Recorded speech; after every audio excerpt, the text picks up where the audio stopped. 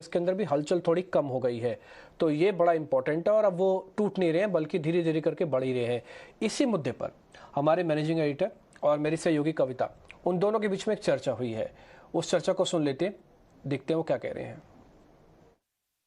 पिछले दफे जब जो भी अगर हम जो भी सीरीज ऑफ हमने इवेंट्स आते हुए देखे, हर बार जब प्राइसेस की बात आती है तो लोग 2008 का एग्जाम्पल देते हैं। उससे बाहर निकलने में बड़ा समय लग गया, लोगों की जिंदगियां फाइनेंशियली पूरी तरह से खराब हो गई, इतना डीप क्राइसिस था। लेकिन अब की बार आभास भी नहीं हुआ। आप कोविड क्राइसिस की जैसे बात नहीं कर रहे हैं, क्योंकि मार्केट संभल चुका है। आज से 10 साल पहले अगर मैं बोलता कविता जी हिंदुस्तान का जो सेकंड बड़ा कॉर्पोरेट ग्रुप है उसमें 50% की गिरावट आई है और उसका इम्पैक्ट इकोनॉमी पे और मार्केट में क्या होगा, तो एक बार डर सा लगता है। मगर आप देखिए इस बार जो आपने इंट्रोडक्शन में बोला कि अडानी ग्रुप के अंदर गिरावट आई, मगर उसका डाउनमोन इफेक्ट शेयर मार्केट में इकोनॉमी में देखने को नहीं मिला है।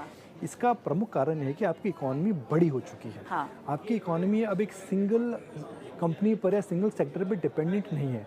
आपकी इकोनॉमी के अंदर और जो स्ट्रेंथ आई है वह सिर्फ एक कंपनी या ग्रुप की वजह से नहीं है। तो ये बहुत अच्छी बात है कि हमारी इकोनॉमी का जो रुख है वह काफ़ी बदल चुका है। We are no longer dependent on a particular company और a particular sector to really growth के लिए। देखिए आईटी आपका अच्छा चल रहा है, कंज्यूमर ट्रेंड्स आपके अच्छे हैं, मैन्युफैक्चरिंग में आप बड़े हो रहे हैं।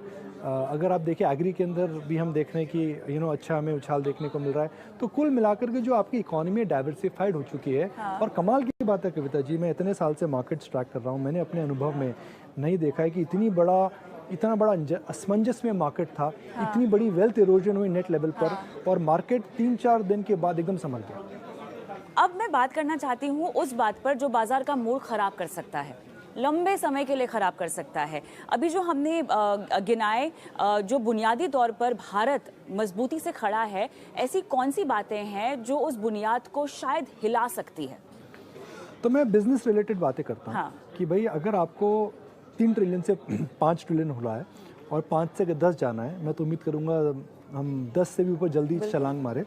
तो 2 बड़े पिलर क्या हैं जो कि सफिशिएंट और नेसेसिटी कंडीशंस हैं। वन इज़ कैपिटल, जिससे हम कहते हैं कि अगर हिंदुस्तान को ग्रो करना है, क्योंकि आप में कैपिटल जो है कैपिटल स्टाव इकोनॉमी है, बिकॉज आप एक फॉरेन फ्लोस पर डिपेंडेंट हैं, आप ओवरसीज़ कैपिटल पर डिपेंडेंट हैं। क्या हिंदुस्तान की सेविंग्स, क्या हिंदुस्तान में इतनी कैपिटल कहाँ से आएगी? क्योंकि आप हमेशा फॉरेन कैपिटल पर डिपेंडेंट नहीं रह सकते। बिल्कुल सही। आपको डोमेस्टिक कैपिटल में भी इजाफा देखना पड़ेगा। हमने शेयर बाज़ार में देखा किस प्रकार से फॉरेनर्स ने बेचा था और किस प्रकार से हमने देखा कि सिप इन्वेस्टर्स ने लास्ट ईयर मार्केट को गिरने नहीं दिया। तो सबसे इम्पोर्टेंट है कि क्या हमें नेसेसरी कैपिटल रिक्वायरमेंट रहेगी हमारे पास, बहुत लोकली एंड ग्लोबली। उसके बिना नहीं तो आप ग्रो कैसे करेंगे? इट इज़ लाइक सिंग, अगर आपको कहीं जाना है तो गाड़ी तो है जी साहब आपके पास, मगर फ्यूल तो चाहिए। Fuel is capital. तो फ्यूल आ गया आपके पास, अब गाड़ी की बात करते हैं, जिससे हम बोल सकते हैं इंफ्रास्ट्रक्चर। हिंदुस्तान के अंदर जो सबसे बड़ा वीक लिंक है, काफ़ी सालों से रहा है और अभी भी मेरे हिसाब से हम आर्ग्यूमेंट कर सकते हैं, we can feel very happy about some projects which are very nice. Bombay में सीलिंग आ चुका है, दिल्ली आगरा का रोड आ चुका है। मुझे बोला गया है कि दिल्ली टू बॉम्बे का जो रोड सफ़र है करीब 30% कम हो चुका है, नया हाईवे बना है। कुछ प्रोजेक्ट बड़े अच्छे हैं, मगर अभी भी इंफ्रास्ट्रक्चर हमारा वर्ल्ड क्लास नहीं है। अगर आपको वर्ल्ड क्लास इकोनॉमी बननी है तो आपको वर्ल्ड क्लास इंफ्रास्ट्रक्चर लाना पड़ेगा।